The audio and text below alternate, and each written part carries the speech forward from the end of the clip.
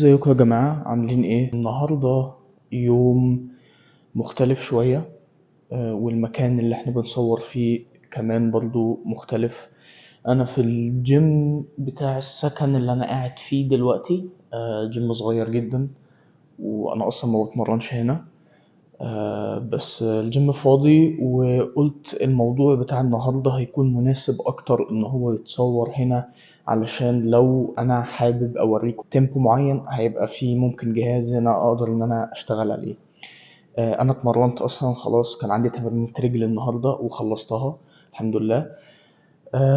وكمان أنا حابب بس أقول إن أنا مبسوط جدا، لأن أنا الحمد لله خلصت ال 12 أسبوع تمرين في المستشفى في أجازة الصيف. أنا اكتسبت خبرة كبيرة جدا. ولسه طبعا المجال اللي أنا فيه ده الخبرة اللي فيه ما بتخلص. جبت مايك. ممكن الكواليتي مش أحسن حاجة، بس قلت إنه هيفيد في حاجات زي كده المايك، عشان لما أنا أبقى واقف بعيد عن التليفون أو في حلقات زي النهاردة ممكن أبقى أنا بعيد على جهاز، فالصوت يبقى واصل لكم أوضح شوية. وقبل ما نبتدي بس، طبعا من عنوان الفيديو النهاردة هيكون نصايح عن ازاي تطور من رجلك. انا كنت نزلت فيديو عن ازاي تتمرن رجلين او تمرينتي انا الشخصية في الرجلين بالعدات بالمجاميع بنصايح عن التيمبو، كنت اتكلمت انا عليها. ولكن في شخص طلب مني دي ام على انستجرام. بعت لي دي ام وقال لي عايزك تتكلم وتعمل نصايح عن الرجلين، فده اللي انا هعمله النهارده. فعشان كده اعمل لي فولو على انستجرام، واعمل لي كريم فولو على انستجرام، عشان كريم ال6 ويكس اوت من البطوله اللي هيلعبها تابعه، واعمل لي انا كمان فولو وابعت لي دي ام اطلب مني الحاجات اللي انت عايزها وهتنزل فيديو ان شاء الله. متنساش تعمل شير ولايك وسبسكرايب للقناه. ويلا نبتدي حلقة النهاردة واديك شوية نصايح عن الرجلين. طبعا أول حاجة هديها لك نصيحة عن تمرين الرجلين، هو إنك أنت تقسم رجليك. يعني إيه تقسم رجليك؟ يعني تتمرن الأماميات الكوادز في يوم وتتمرن الخلفيات في يوم تاني.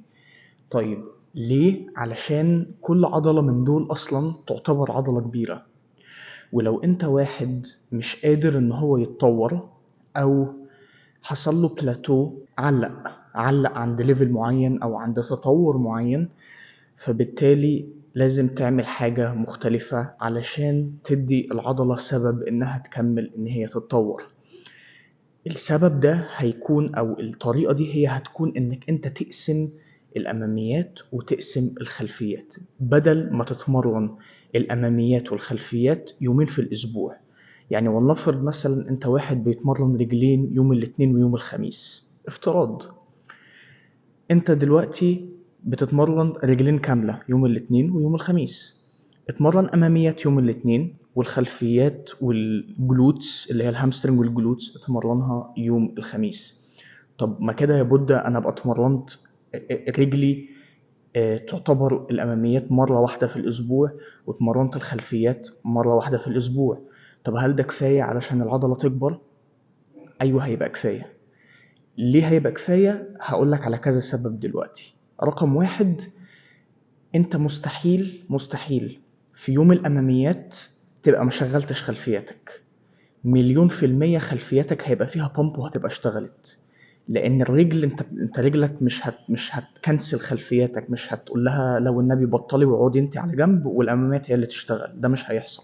تلاقي انه الخلفيات بتاعتك نوعا ما اشتغلت، ولكن تركيزك في الأغلب أو على مدار اليوم كله أو على مدار التمرينة كلها هتبقى إنك أنت يعني تجيب آخرك في الأماميات. إزاي؟ إنك أنت تركز على وضعيات رجلك، مثلا في حاجات زي البريسز. يعني لما تيجي تعمل مثلا بريس زي ليج بريس مثلا، هتضيق رجليك مش هتخليها واسعة، هتضيق رجليك وهتنزلهم لتحت على الباد، وهوريكم الكلام ده على الليج بريس اللي هنا. ده هيتارجت الأماميات أكتر. هتعمل نفس الحاجة في السكوات مثلا، هتضيق رجليك وهترفع كعبك شوية، اما انك انت تلبس جزمة سكوات تبقى بترفع الكعب، او تحط كرة صغيرة 2.5 كيلو مثلا تحت كعبك من على اليمين ومن على الشمال، وتبقى قافل رجليك وانت بتسكوات. ده هيجيب رجلك من قدام اكتر من الخلفيات. ونفس الحاجة في موضوع الخلفيات، هتبقى بقى مركز على الليج كيرلز، هتبقى مركز على الار دي الز، هتبقى مركز على الديد ليفتس، هتبقى مركز على ليج بريس بس برجلك عريضة مش ضيقة.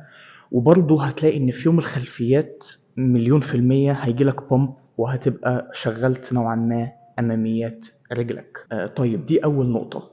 النقطة التانية اللي هتخلي رجلك تكبر ان انت مش هتتدلع.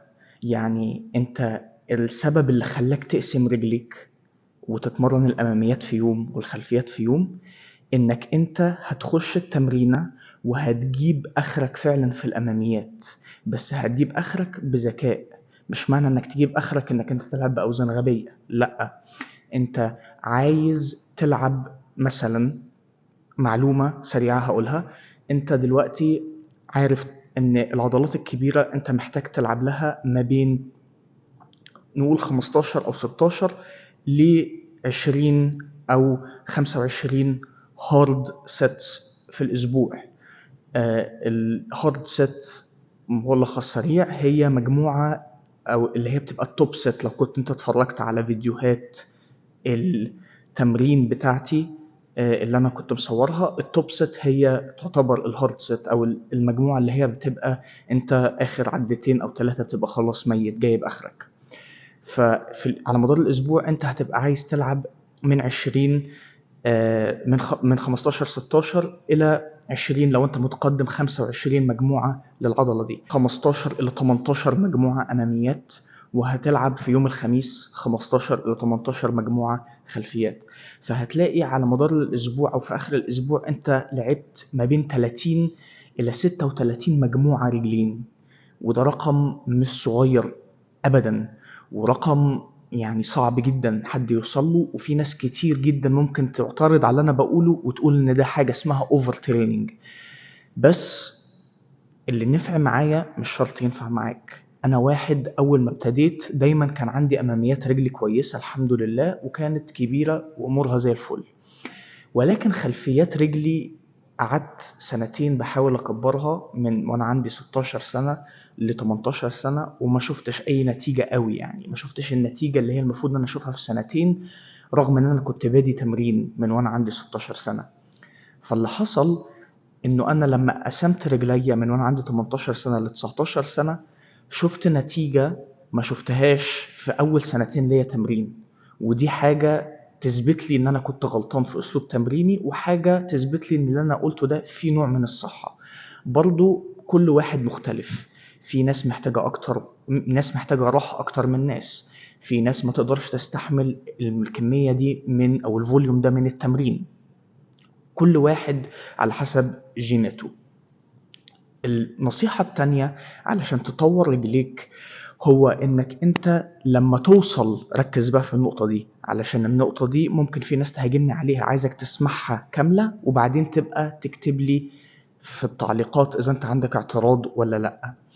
لما تبقى انت قعدت سنة واثنين وثلاثة بتتمرن صح، فول رينج اوف موشن، وبتعمل الحركة كاملة من بوينت A لبوينت B، ويعني خلاص وصلت لمرحلة انك انت مش قادر تتطور في الاوزان، ممكن تعمل حاجة اسمها partial reps رقم 1. ورقم 2 ممكن تبقى بتعمل حاجة اسمه training objective focused reps. يعني ايه الاتنين دول؟ partial reps يعني بتعمل، ولنفرض مثلا انت عندك 12 عدة في الليج اكستنشن اللي هو التمرين ده بتاع فرد الرجلين، المفروض تعمل 12 عدة. انا عملت 10 عدات وجبت اخري خلاص، مستحيل افرد رجلي رقم 11. هقوم انا فارد نص وارجع تاني واقوم فارد نص بس. عملت عدتين partial reps. التريننج objective focused reps يعني ايه؟ يعني انت هتقوم مركز على هدف الحركة بتاعت التمرين. يعني لازم ساعتها تبقى انت عارف الفرق ما بين حاجة اسمه التمرين الضاغط والتمرين الساحب. التمرين الضاغط هو تمرين الهدف منه هو عصر العضلة. يعني ايه عصر العضلة؟ يعني مثلا ليج اكستنشن، الهدف من الليج اكستنشن ان انا اعصر الكوادز بتاعتي واعمل لها كونتراكشن واضخ فيها اكبر كمية دم. لما برجع كده ده اسمه استطالة، او اسمها سحب للعضلة، بعمل لها ستريتش. فالتريننج التريننج اوبجكتيف ريبس هي تعتبر انك انت بتركز على الهدف من التمرين. يعني بتيجي في التمرين الضاغط بتبقى بتركز على عصر العضلة، فانا مش شرط انزل للاخر واعمل ستريتش كامل لانه ده هيضيع مجهود من التمرين بتاعي او من العدات بتاعتي، واقوم راجع تاني عامل، او اقوم راجع نص رجعه واقوم راجع تاني فارد للاخر واركز في الفرده بقى ان انا اعصر العضله كويس. الموضوع ده بيحتاج انك انت زي ما انا قلت في الاول، ما تهاجمنيش قبل ما تسمع، انه انت تبقى اوريدي عملت تقدم محترم ووصلت لنتيجة كويسة ومش قادر انك انت تتحسن. ده بيعتبر اسلوب من اسلوب البروجريسيف اوفرلود. ليه؟ لانك انت لو فعلا اتمرنت بالطريقة دي صح هتلاقي انه الموضوع اصعب من انك تتمرن عدات عادية، لانك انت حرفيا المنتل ستيت بتاعك، طريقة تركيزك وانت بتعصر العضلة بتبقى يعني غير طبيعية. نفس الحاجة في تمرين الساحب. التمرين الساحب زي تمرين مثلا السكوات. تمرين السكوات الهدف منه لما انت بتنزل انك انت بتعمل استطالة لعضلة الكوادز، بتقوم عامل لها استطالة. فبالتالي لما تيجي تطلع، انا مش شرط وانا هنا عامل سكوات وانا طالع مش شرط اقوم عامل كده اهو، ممكن اطلع لحد هنا وبعدين اقوم نازل تاني، واطلع لحد هنا واقوم نازل تاني. ده اسمه تريننج فوكس ترابس، اسمها تريننج فوكس ترابس. فدول نقطتين ساعدوني جدا ان انا اطور من رجلي. وبرضو مهم انك انت ما تنساش طريقة التمرين الصحيحة وطريقة التمرين بفول رينج اوف موشن. علشان كده انا في تمريني دايما، لو انت اتفرجت على فيديوهات التمرين بتاعتي تاني هرجع واقول لك لازم تتفرج عليها، هتلاقيني بعمل توب سيتس، هتلاقيني بعمل باك اوف سيتس.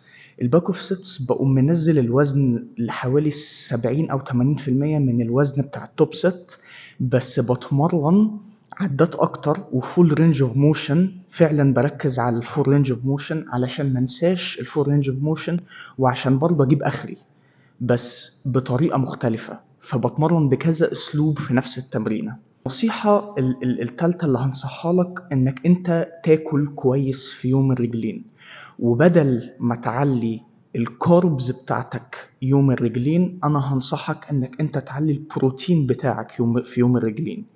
ليه؟ لانه الرجلين عضلة كبيرة جدا، معناها انها عندها السيرفس اريا كبير، فبالتالي هي ممكن تستحمل تخليق بروتين عالي او اعلى من اي عضلة تانية في جسمك.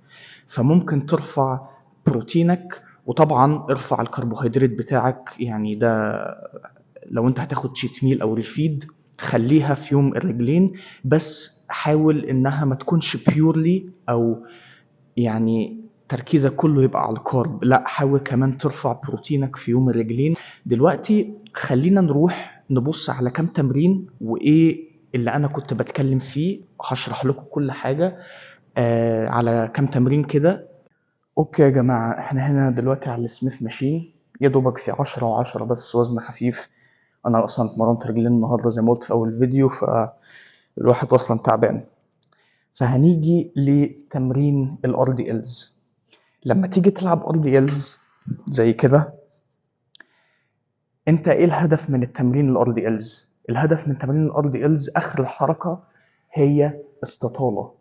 انا بعمل استرتشنج للهامسترنج، الهامسترنج عندي بيحصل لها استطاله. طيب ايه اللي يخليني لما انا اطلع اقوم طالع كده اهو، هقوم مشغل ظهري تعبت نفسي اكتر، اتحركت اكتر، قمت مضيع مجهود كان ممكن استغله في عدة او عدتين زيادة. فلما تيجي تنزل، انزل بتركيز للاخر، عد ثانية او ثانيتين وارفع لحد هنا، وانزل تاني ثانية او ثانيتين وارفع لحد هنا.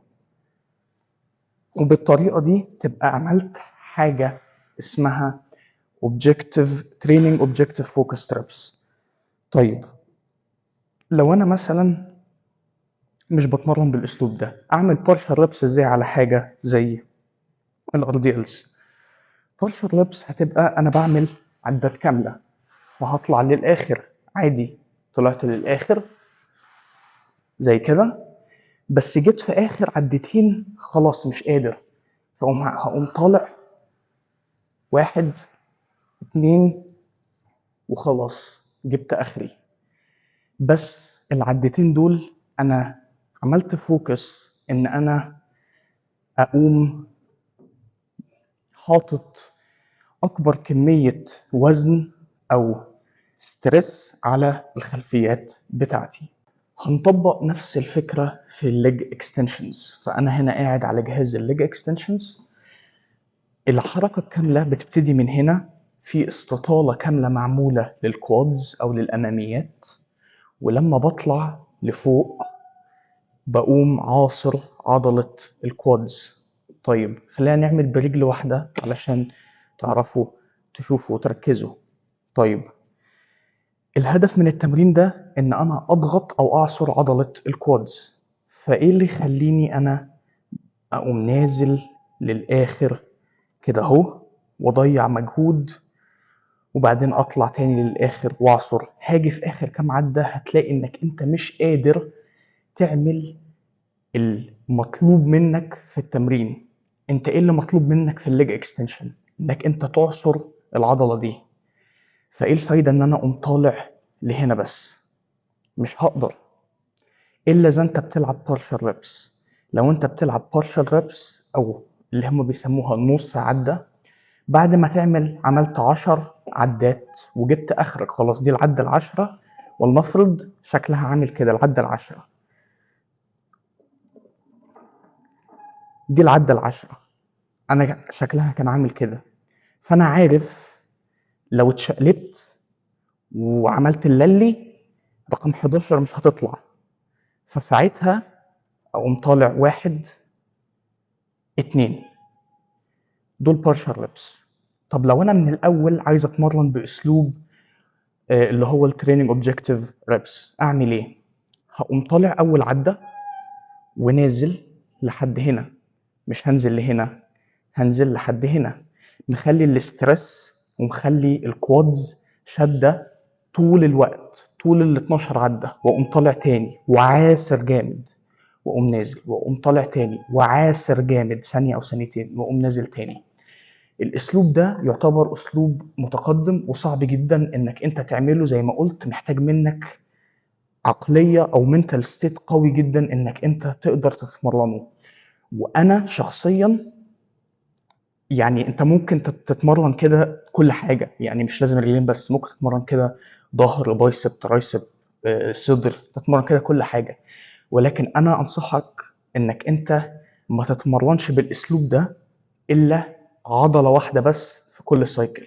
يعني ممكن تقعد مثلا 6 اسابيع 8 اسابيع بتتمرن بالاسلوب ده رجليك بس، وبعدين تتمرن رجلين عادي تاني برضو بشدة كويسة، ولكن تحول الاسلوب ده لعضلة تانية تكون برضو ضعيفة عندك. اخر حاجة انا هوريها لكم هو تمرين الليج كيرل اللي هو ده. التمرين ده الهدف منه برضو انك انت تعصر العضلة وانك انت تعمل كونتراكشن وتضخ فيها اكبر كمية دم، فهيبقى اسلوبها نفس اسلوب الليج اكستنشن. انا ايه اللي يخليني انزل للاخر واقوم عامل استطالة كاملة؟ هضيع مجهود كان ممكن ان انا استثمره في عدة او عدتين زيادة. فاللي انا هعمله ان انا هطلع للاخر اعصر ثانية او ثانيتين واقوم راجع لحد هنا. لاحظ العضلة الخلفية عندي شدة ازاي وبعدين اقوم طالع تاني هنا وارجع تاني مش للاخر. لاحظ العضله الخلفيه عندي عامله ازاي وشاده ازاي، والوزن والتنشن محطوط عليها طول الوقت، غير لما انا انزل كده وتبقى العضله ريحت. شايف الفرق ما بين دي وما بين دي؟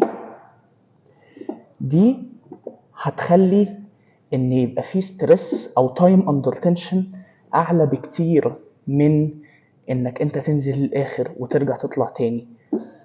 الطريقة التانية انك انت تعمل بارشر لبس. فانا عملت 10 عدات، ولنفرض العدة رقم 10 تاني تو فيلير، شكلها كان عامل كده اهو. دي العدة رقم 10.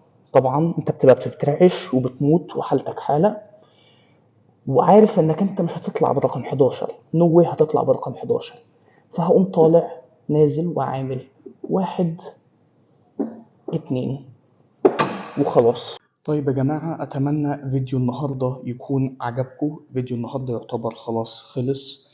اكتبوا لنا تحت في الكومنتات نفسكم تشوفوا ايه الفيديو اللي جاي، وبعد إذنك اعمل لايك وشير الفيديو لأصحابك.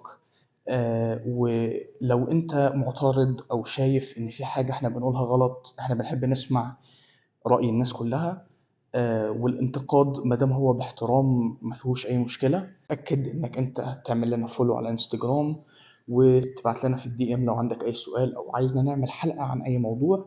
حابب أعتذر لو الصوت ما كانش أحسن حاجة، لأن المايك ده جديد أنا أول مرة بستعمله، فمعرفش لو هو صوته أحسن حاجة ولا لأ. ولو حصل إن كان في صوت خرفشة في الهدوم لما انا كنت بوريكم التمارين ومعلق الميكروفون في الهدوم، فانا برضو تاني بعتذر عن الموضوع ده.